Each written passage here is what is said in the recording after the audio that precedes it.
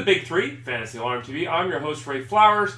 Let's talk about the quarterbacks in Week 9. Let's start with the number 91.7, as in the completion percentage for Tyrod Taylor in Week 9 against the Dolphins. 91.7%. He only threw 12 passes. He completed 11 of them. A very nice return from injury for Tyrod Taylor. He looked pretty good moving around. He still can beat a defense with his legs. That's what gives him the value in the fantasy game. It's not so much his arm. I mean, again, folks, 12 passes, when you throw 12 passes in a game, you better be using your legs.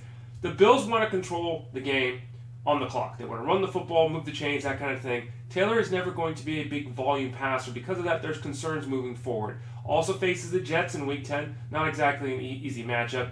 And in his last 3 games, he's only thrown 3 touchdown passes. So very much like a guy like Russell Wilson or Colin Kaepernick, the value of Tyrod Taylor in the fantasy game greatly dependent upon how frequently he uses his legs.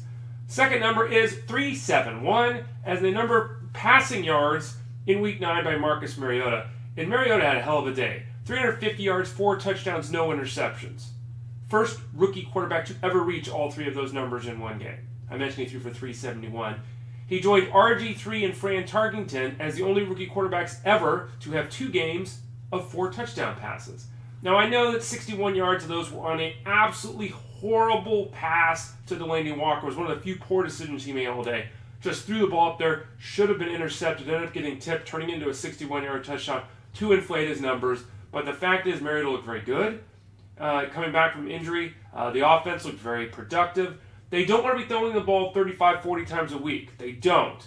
But right now, what they're doing is working, and Marcus Mariota looks pretty good for the Titans. Then the final number today is 25.0, as in the percentage of games that have been played this season by Sam Bradford of the Eagles, in which he has thrown 2 touchdown passes. 25%. 2 of 8 games he's thrown 2 touchdown passes. 6 interceptions his last 4 games. On the season, 10 touchdown passes, 10 interceptions. Sam Bradford's not getting it done. Now, I know people are calling for the move to Mark Sanchez like that would fix the Eagles' offense. It wouldn't. The entire Eagles' offense is in a little bit of a standstill right now. Bradford is basically, all he's doing is dumping the ball off.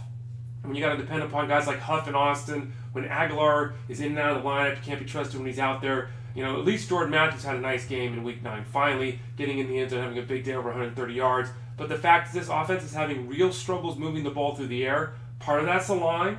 Part of that's Bradford. And I think part of that is mad scientist Chip Kelly, who tried to reinvent football, and through half a season, just hasn't worked there in Philadelphia. Big Three, Fantasy Alarm TV. Don't forget to visit us, fantasyalarm.com, for all your fantasy football needs.